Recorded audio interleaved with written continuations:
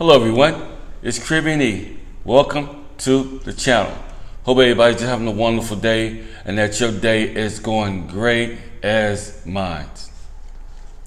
Today we're coming with part 2 of our inspirational message as it relates to David and Goliath. So I want to pick this up at the 40th verse. I want to pick it back up at the 40th verse. We're still in chapter 17, but we're at the 40th verse if you care to follow along with us as we talk about David and Goliath.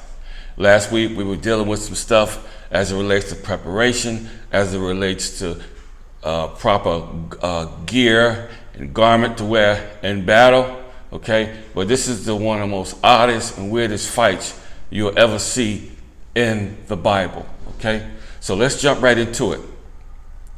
So in the 40th verse, it says, and he took his staff, this is David, in his hand, and he chose him 5 smooth stones out of the brook and put them in the shepherd's bag, which he had, even in a script, and a sling was in his hand. And he drew near to the Philistine. Now him and the Philistine, this uncircumcised Philistine, Goliath, get ready to go at it, right in the middle, in front of everybody. Okay, and the Philistine came near and drew near unto David. And the man that bare the shield went before him. Okay, the 42nd verse. And when the Philistine looked upon and saw David, he was disdained him, for he was yet but a youth, a ruddy of a fair countenance. And the Philistine said unto David, am I a dog that thou comest to me with staves? You just a little child. How dare you to even stand in my presence? And I've heard some people in this life say some of the same things. How dare you do this? How dare you do that? Because you're not even in my caliber. You're not even in my class. So how dare you? Okay, so here we go. And the Philistine cursed David by his gods. Now he's beginning to curse David. This giant is getting belligerent with David, not even knowing who he's about to deal with, not knowing who he's about to tussle with. And this happens a lot even in our life that we live in. People will get all up in your face. They will curse you. They will curse you in front of people. They will curse you in private. They'll curse you on the telephone or whatever, okay? But not really knowing or what kind of person you really are, because they're that crazy and they're that bad. So the 42nd verse, no, 44th verse. And the Philistine said to David, come to me, and I will give thy flesh unto the fowls of the air. Wow. More wolf tickets. And to the beasts of the field. And the 45th verse. Then said David to the Philistine, thou comest to me with a sword and with a spear. This is David speaking now. And with a shield. But David said, I come to thee in the name of the Lord of hosts, the God of the armies of Israel, whom thou hast defiled. Wow. This is totally different. Going into battle, not using the regular weaponry, but using the words of Christ, knowing that this battle doesn't belong to David, but it belongs to God. That changes everything in this battle. And it'd be nice if a lot of people in the world would just realize it, that you don't have to fight all the stuff that you're dealing with by yourself. At some point, you got to learn to give it to God, who the battle belongs to in the first place. Let's move quickly, shall we? Verse 46. This day will the Lord deliver thee into mine hand, and I will smite thee and take thy head from thee. Now this is David talking to Goliath.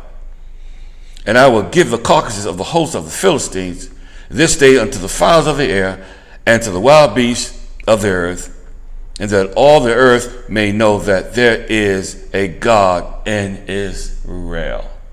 Wow. I love going into battle, dealing with stuff with confidence.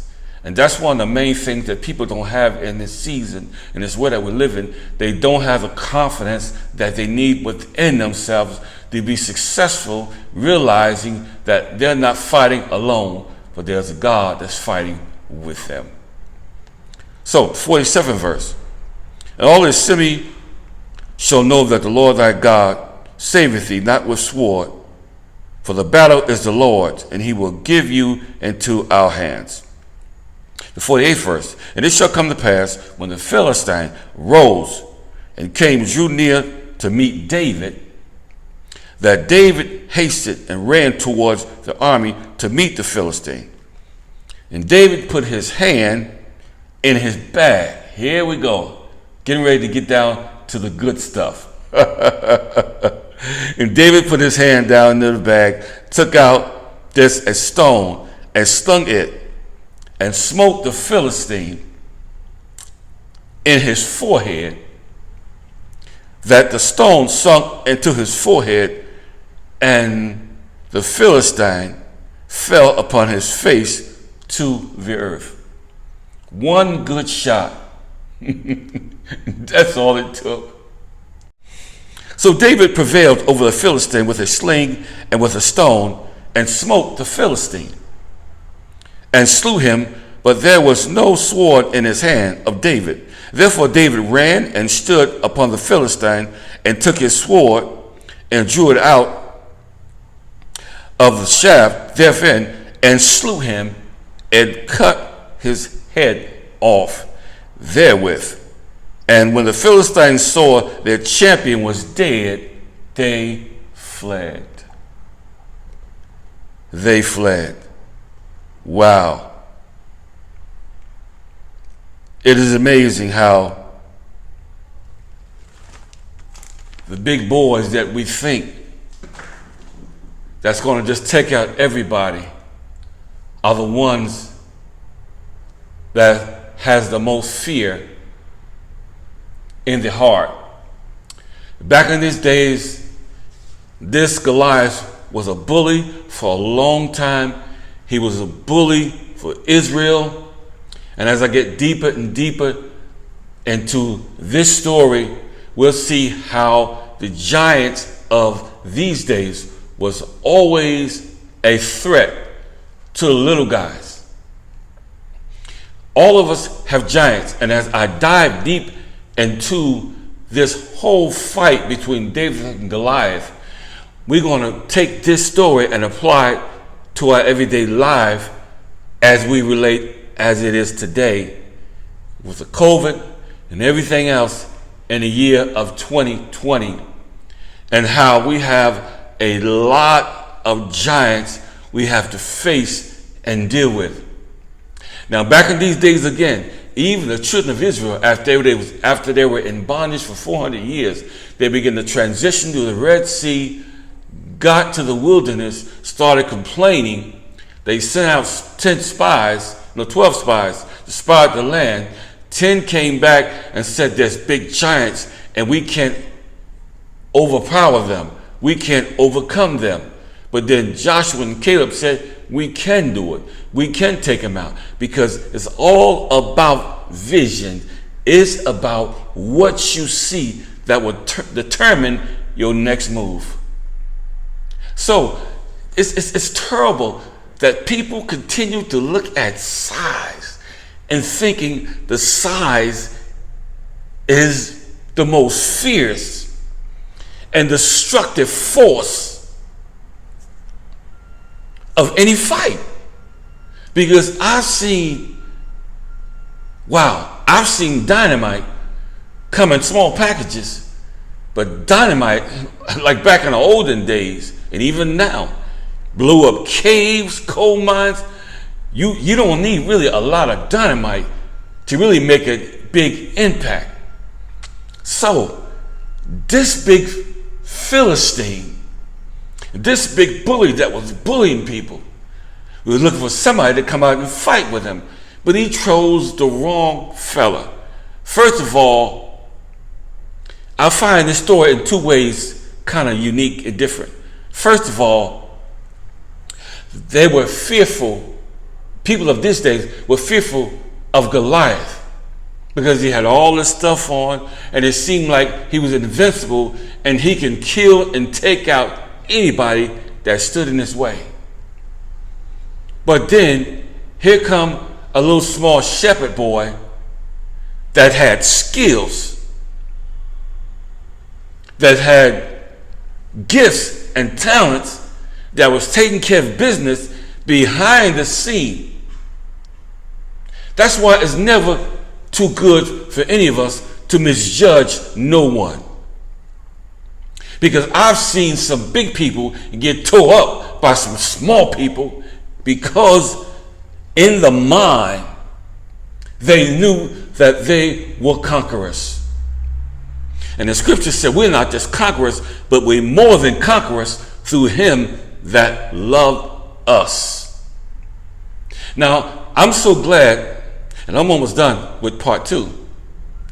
I'm so happy that David knew who his God was. He had a relationship with him. Goliath defied the armies of the living God. He kept messing with Israel, kept selling wolf tickets.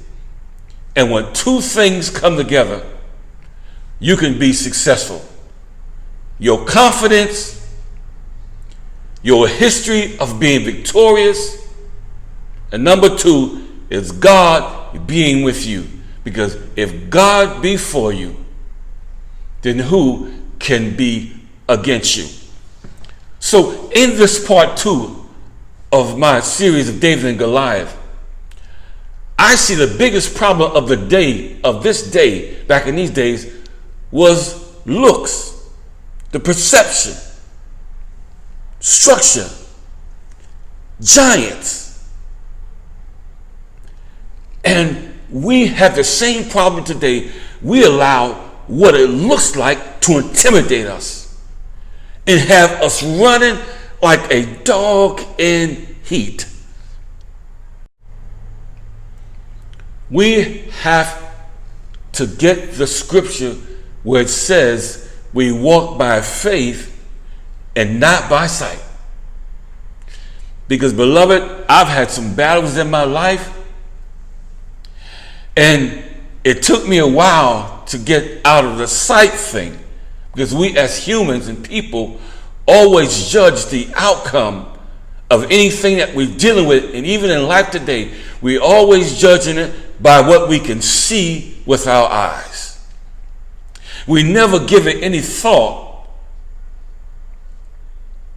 of what we can do without vision.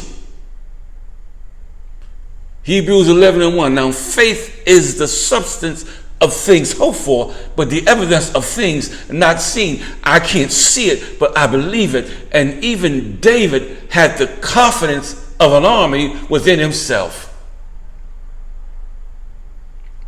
So, in conclusion, the smooth stone and the slingshot launched quickly to the giant, hit him and sunk him right between the eyes and in the forehead.